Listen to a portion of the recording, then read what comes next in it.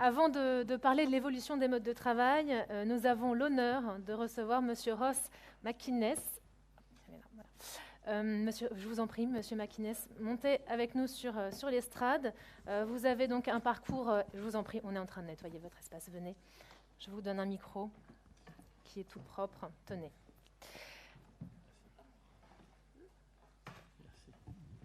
Je vous en prie, installez-vous ici.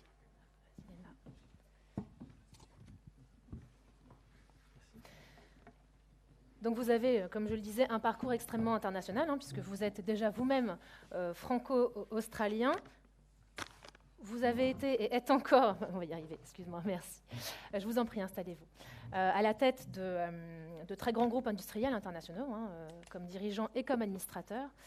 Vous êtes aussi très attaché à notre région, la région Île-de-France, puisque vous avez été ambassadeur de l'Île-de-France à l'international dans le contexte du Brexit. Aujourd'hui, dans le cadre de ces assises de l'attractivité, nous nous interrogeons sur ce qui fait et ce qui fera l'avenir de l'attractivité des métropoles et comment l'Île-de-France se positionne. Je vous en prie, installez-vous. Ces 2 dernières années, nous avons donc beaucoup parlé de relocalisation industrielle, de souveraineté européenne. Nous voyons aussi les choix de vie des salariés qui évoluent avec une capacité à travailler pour une société ou un service dans un territoire sans nécessairement vivre dans ce territoire, ni se rendre souvent dans les locaux de ces différentes sociétés. Comment appréhendez-vous ces sujets et quelles réflexions ou conseils voudriez-vous partager aux acteurs de l'attractivité de la métropole parisienne présents aujourd'hui avec nous? Et je vous laisse la scène pour votre keynote. Merci de votre invitation. Oui, franco-australien, depuis 2 mois, australien, c'est moins à la mode, donc ça reviendra.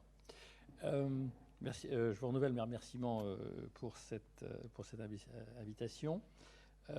Lorsque, vous l'avez rappelé, Valérie Pécresse, Manuel Valls et Anne Hidalgo, vous le soulignez, pas très loin d'ici, avaient lancé l'attractivité suite au Brexit. Christian Noyer et moi avions été sollicités pour, dans le cas de Christian, parler aux entreprises largement financières et moi pour parler aux entreprises industrielles ou d'autres technologies.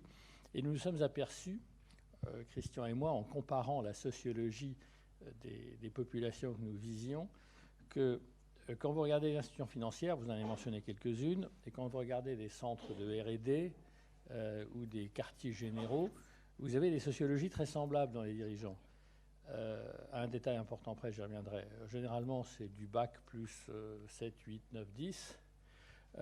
Des couples, des partenaires, généralement très internationaux, des mariages ou des partenariats de personnes de diverses nationalités, d'une grande mobilité.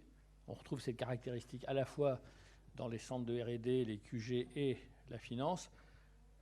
Il y a un détail près, c'est un 0 en moins dans la fiche de paye du secteur R&D et quartiers généraux et de la finance. Mais à ce détail près, c'est la même sociologie que l'on vise.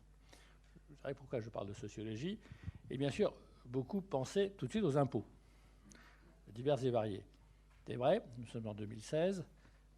Les gens ont encore le souvenir d'augmentation d'impôts des 5 années précédentes, la période Moscovici, la période Fillon, je le rappelle, pour ceux qui trouvent que le programme de Fillon avait cette attractivité, que très largement les pires hausses d'impôts qu'ont subi les particuliers et les entreprises ont été faites sous le gouvernement de François Fillon.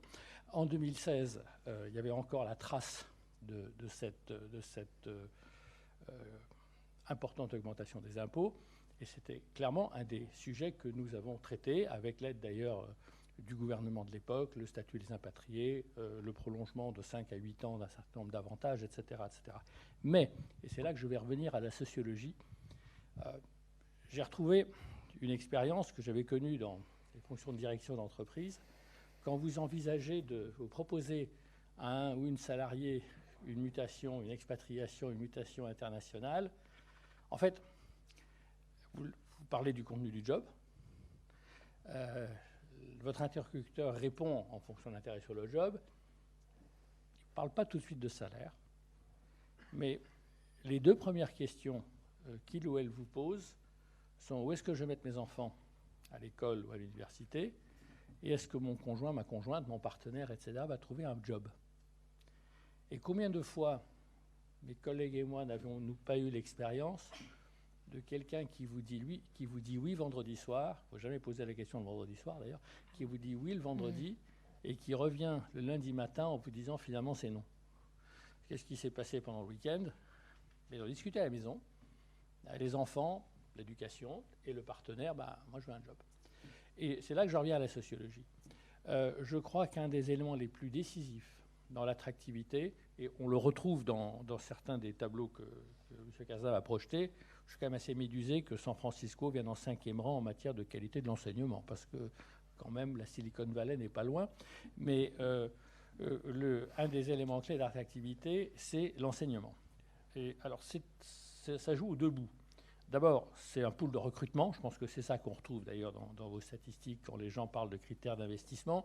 C'est vrai que venir quelque part où vous allez pouvoir trouver de la main-d'œuvre de haute qualité, c'est un élément clé.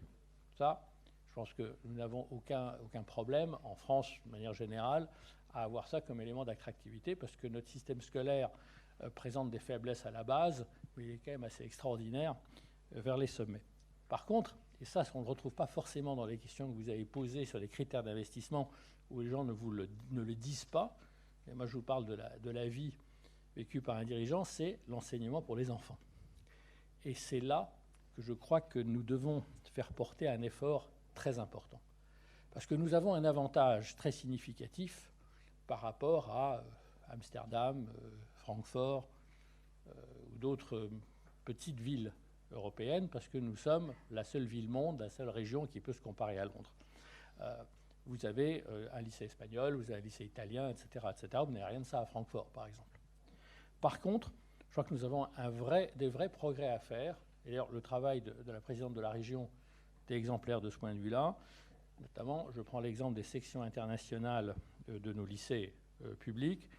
Il y avait 41 sections internationales en 2015. La présidente de la région s'est donné comme objectif d'en avoir 90 en 2022. Nous ne sommes pas loin de l'objectif, à 65 en 2021. Il y a un gros effort à faire dans la dernière année. Et il y a 3 nouveaux établissements qui sont l'un vient d'ouvrir, les 2 autres vont bientôt ouvrir. L'école européenne de Paris de la Défense, c'est en fait à Courbevoie, le lycée international de Palaiseau et à l'autre bout de Paris, à un horizon 2023, le lycée international de Vincennes. C'est des éléments très importants, mais ça reste un enseignement dans le secteur public classique français avec un enseignement en anglais limité, à, je crois, de l'ordre de 20%. Donc ce n'est pas du vrai bilingue. Et ce qui recherche beaucoup d'impatriés, de Français qui reviennent ou d'impatriés étrangers quand on envisage de les installer à Paris. Et c'est là qu'il y a un énorme effort encore à faire pour parfaire notre attractivité. Et quand je discute avec des chefs d'entreprise, c'est probablement, je crois, notre point faible par rapport à Londres, ou même par rapport à New York.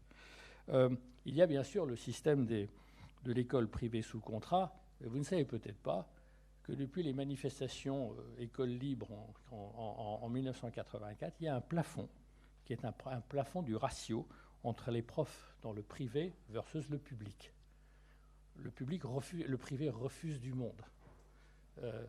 Les gens constatant la mauvaise qualité de notre enseignement public se ruent vers le privé. Il y a un plafonnement, c'est absolument aberrant, un quota qui empêche le nombre de profs, qui plafonne le nombre de profs dans le privé. Ce sont des profs de l'éducation nationale, hein, dans le privé par rapport à ceux qui peuvent exercer dans le public. C'est un plafond qu'il faut vraiment faire sauter, parce que c'est celui-là qui permettra aux écoles publiques, aux écoles privées sous contrat, de connaître une véritable expansion. Et puis il y a des impatriés ou des Français qui reviennent, qui, pour telle ou telle raison, ne veulent pas aller dans le secteur sous contrat. Ils veulent un secteur privé. Point barre, pour des raisons qui les regardent. Là, nous avons une assez bonne offre dans tout ce qui est maternelle et préélémentaire, hein, les écoles Montessori, mais le pur privé est très demandé par nos expatriés ou les impatriés qui reviennent. Et là encore, il y a une 50aine d'initiatives privées, c'est beaucoup, qui sont en cours, des structures qui vont de 30 à 200 élèves. Et ce sont ces structures qu'il faut également encourager, parce que, certes, nous pourrons faire tout l'effort, et il est fait, de les sections internationales de nos lycées publics, mais ça ne satisfera pas une grande partie de la cible que nous avons parmi les personnes que nous souhaitons attirer à Paris. Nous pouvons faire des efforts politiques, parce qu'il s'agit de ça, pour déplafonner le ratio qui contraint les écoles privées sous contrat. Mais je crois qu'un effort très important doit être fait pour encourager les structures purement privées. Elles sont chères, hein, les frais d'inscription sont très élevés, mais quand Christian et moi discutions avec des dirigeants du secteur financier, mais même d'autres dirigeants, comparé à ce que les gens sont disposés à payer à Londres, à New York, et j'allais dire Shanghai, mais désormais à Shanghai, je crois que le bachotage rémunéré est désormais interdit, mais comparé à ce que les gens ont l'habitude de payer, les tarifs en France seraient extrêmement modérés. Alors je suis conscient que politiquement, c'est sensible de prêcher pour du pur privé qui est cher. Alors c'est vrai, vous allez dire aux gens qui veulent acheter une Mercedes, il faut se contenter d'une Trabant. Je ne suis pas sûr que ce langage soit très bon pour l'attractivité, donc il faut assumer que nous visons une cible qui souhaitent des écoles privées qui sont chères, et nous devons faire un effort politique pour favoriser leur création. Et elles entraîneront, je pense qu'elles seront un aiguillon plus largement pour notre système éducatif, en ce qu'elles sont très en avant-garde en matière de numérique, on l'a vu pendant le confinement. Elles sont extrêmement à l'avant-garde en matière d'enseignement dans des langues, hein, notamment l'anglais. Elles encouragent un certain nombre de sujets de comportements personnels, culturels, qui manquent dans notre système français, qui est le travail d'équipe et l'expression publique. Je crois qu'il y a un vrai déficit dans la capacité à en travailler en équipe de gens qui ont fait un cursus d'excellence français par rapport à ceux qui ont fait un cursus anglo-saxon, et un vrai contraste en matière d'expression publique. Je suis l'exemple qui infirme cette règle. Donc je crois qu'il faut assumer politiquement de faire sauter le plafond du ratio que j'ai évoqué, et par ailleurs de pousser, de favoriser, d'aider la création d'établissements d'enseignement privés qui seront chers, et puis finalement, je pense que ce sera très bien, ça tirera vers le haut notre système, et dans le fond, ce qui est bon pour les étrangers ou les impatriés, il sera bon pour les autres Français qui souhaitent également consacrer des ressources à l'éducation de nos enfants. Je sais que c'est un message qui est parfois politiquement difficile à porter, mais encore une fois, si les gens veulent une Mercedes, vous n'allez pas leur fourguer une Trabant. Et donc, il faut que nous offrions des Mercedes. Et bien sûr, le milieu de gamme que j'ai décrit par ailleurs. Merci beaucoup. Merci.